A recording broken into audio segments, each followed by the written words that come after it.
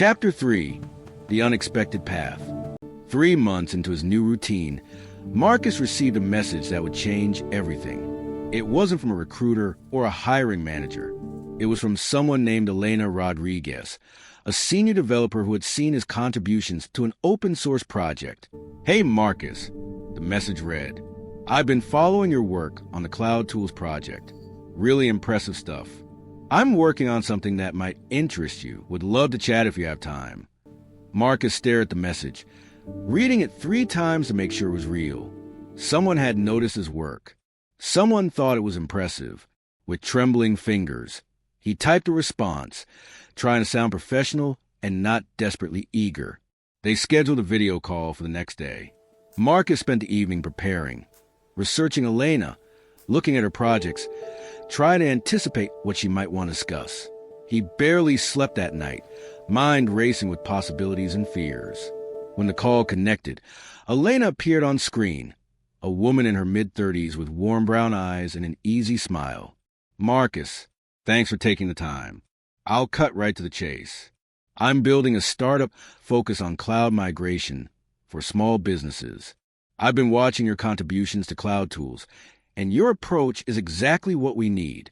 I'd like to offer you a position as a founding engineer." Marcus felt like he'd been punched in the chest. "A founding engineer? But you don't even know me. You've only seen some code contributions." Elena laughed. "I've seen more than that. I've seen how you think, how you solve problems, how you communicate with other developers. I've seen your commit history, which tells me you're consistent and dedicated. And I've seen your recent projects, which tell me you're always learning. That's the kind of person I want on my team." "I have to be honest," Marcus said, his voice shaking slightly. "I was laid off 6 months ago. I've been unemployed since then. I don't have a perfect track record." Elena's expression softened. "Do you know what I did after I was laid off from my last job? I spent 3 months on my couch, eating ice cream and watching Netflix. Then I spent another 3 months feeling sorry for myself. Then I realized I could either let that experience define me, or I could use it to build something better. That's why I started this company. Not despite the setback, but because of it." Marcus felt something crack open in his chest. Here was someone who understood. Someone who had been in the valley and climbed out. "What changed?" he asked. "How did you go from the couch to starting a company?" "I realize that failure isn't fatal. It's feedback. Every rejection, every setback, it was telling me something.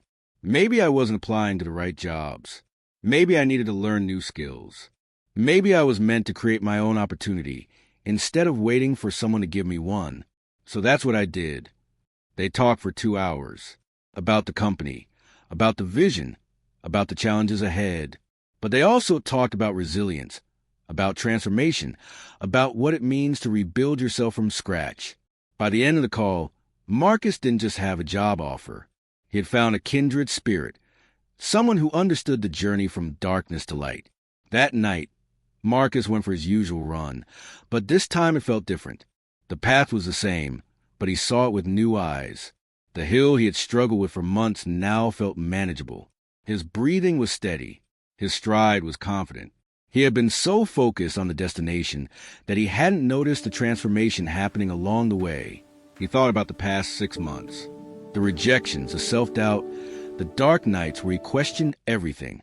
At the time, it felt like torture. But now, he could see it differently. Every rejection had pushed him to get better. Every moment of despair had forced him to dig deeper. Every day of routine had built discipline and skill.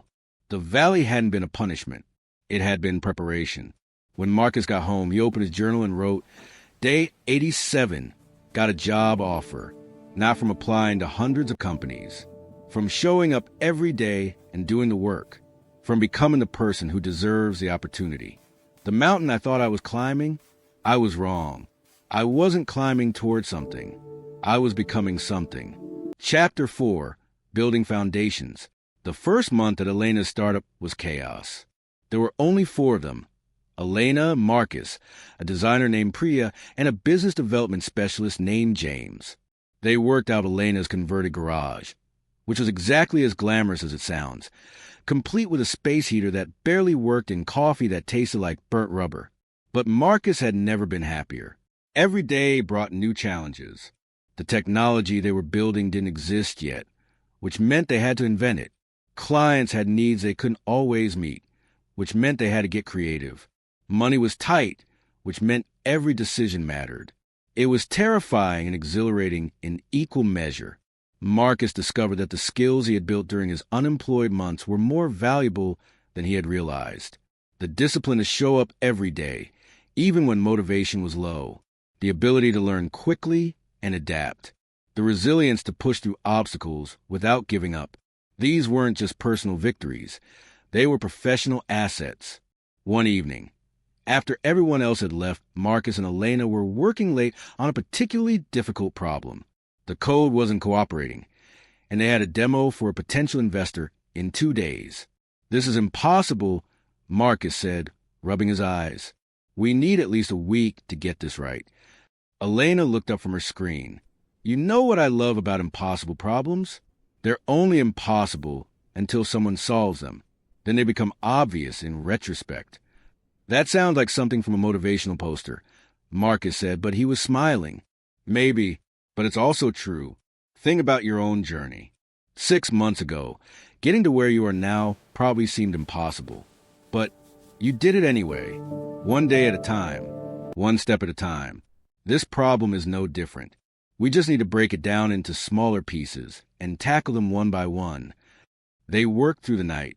At 4 a.m., delirious from caffeine and lack of sleep, Marcus had a breakthrough. The solution wasn't build something new. It was to use existing tools in a new way. Within 2 hours, they had a working prototype. It wasn't perfect, but it was good enough for the demo. As the sun rose over the garage, Marcus felt a sense of accomplishment that went beyond the code. He had faced something that seemed impossible and found a way through, not because he was smarter than everyone else or had some special gift, but because he refused to give up. The investor demo went well, really well. By the end of the presentation, they had secured their first round of funding. The company was real now, with real money and real expectations. The pressure intensified, but so did the possibilities. With funding came growth. They hired 3 more engineers, moved into a proper office, and started landing bigger clients. Marcus found himself in a leadership position, mentoring junior developers, making architectural decisions, shaping the direction of the product. It was terrifying. He often felt like an imposter, like someone would figure out that he didn't really know what he was doing. One day, Marcus was reviewing code from a new hire, a bright young developer named Sarah who had just graduated from college. He noticed she was making the same mistakes he had made early in his career. As he prepared his feedback, he realized something profound. He didn't know what he was doing. Somewhere along the way, without noticing, he had become the experienced developer he had once aspired to be. That evening, Marcus met Jake for drinks. It was the first time they had seen each other in almost a year. Jake looked the same, still polished and successful. But Marcus felt different. He wasn't intimidated anymore. He wasn't comparing himself anymore. He was just present, happy to reconnect with an old friend. "Man, it's good to see you," Jake said, raising his glass. "I heard about your new gig. Founding engineer at a startup? That's incredible." Marcus smiled. "It's been a journey. Remember that layoff I had? Yeah, that was rough. I was worried about you. You kind of disappeared for a while." "I did. I needed to. I was in a dark place, and I had to figure out how to climb out of it. Turns out that climb was exactly what I needed. If I hadn't been laid off, I never would have learned what I'm capable of. I never would have built the skills that got me this job. I never would have met Elena or joined this incredible team." Jake nodded slowly. "You know, I've been at my company for 5 years. It's comfortable. The pay is good. But sometimes I wonder if I'm actually growing, or if I'm just going through the motions. Maybe what you went through, as hard as it was actually a gift." "It didn't feel like a gift at the time," Marcus admitted. "It felt like the end of the world. But looking back, I can see it differently. The obstacle really was the way. Not around the obstacle, through it. Not avoiding the pain, but using it to transform." They talked late into the night. catching up on life in dreams and fears. When Marcus finally got home, he felt grateful, not just for the job or the success, but for the journey, for the valley that had seemed so dark at the time, but had actually been preparing him for the mountain ahead.